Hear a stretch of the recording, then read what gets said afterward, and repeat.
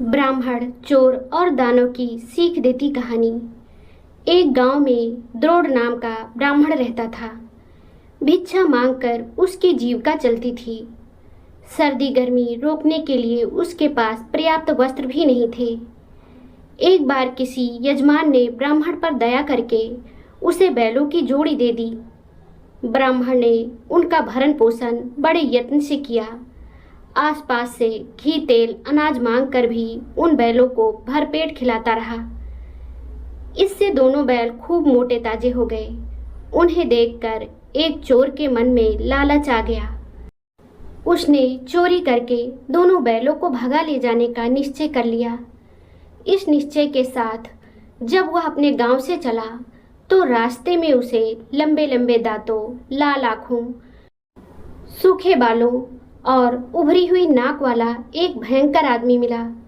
उसे देखकर चोर ने डरते डरते पूछा, तुम कौन हो?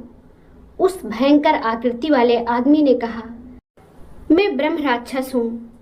लेकिन तुम कौन हो? कहाँ जा रहे हो? चोर ने कहा, मैं पास वाले ब्राह्मण के घर से बैलों की जोड़ी चुराने जा रहा हूँ। राक्षस ने कहा, मित्र, पिछले 6 दिन से मैंने कुछ भी नहीं खाया। चलो आज उस ब्राह्मण को मारकर ही भूख मिटाऊंगा। हम दोनों एक ही मार्ग के यात्री हैं। चलो साथ साथ चले। शाम को दोनों छिपकर ब्राह्मण के घर में घुस गए। ब्राह्मण के सैयासाई होने के बाद राक्षस जब उसे खाने के लिए आगे बढ़ने लगा तो चोर ने कहा, मित्र, यह बात न्यायकूल नहीं है। पहले मैं बैलों की जोड़ी चुरा लूं, तब तू अपना काम करना। राक्षस ने कहा। तभी बैलों को चुराते हुए खटका हो गया और ब्राह्मण जाग पड़ा तो अनर्थ हो जाएगा। मैं भूखा ही रह जाऊंगा। इसलिए पहले मुझे ब्राह्मण को खा लेने दे, बाद में तुम चोरी कर लेना। चोर ने उत्तर दिया।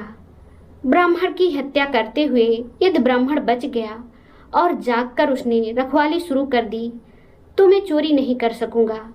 इसलिए पहले मुझे अपना काम कर लेने दे।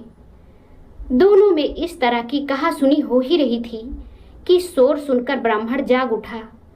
उसे जागा हुआ देख चोर ने ब्राह्मण से कहा, ब्राह्मण, यह राक्षस तेरी जान लेने लगा था। मैंने इसके हाथ से तेरी रक्षा कर दी।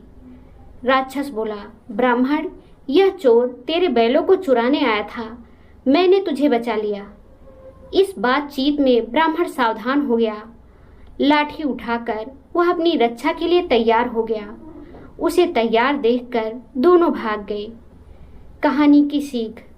दोस्तों, इस कहानी से हमें शिक्षा मिलती है कि कई बार दो बुरे लोगों की आपसी दुश्मनी या स्वार्थ किसी निर्दोष व्यक्ति के लिए लाभदायक साबित हो जाता है।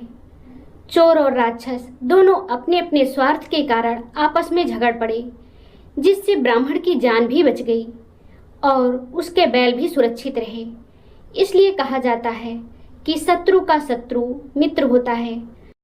साथ ही यह कहानी हमें यह भी सिखाती है कि कठिन समय में सतर्कता और सही समय पर लिया गया निर्णय बड़े संकट से बचा सकता है।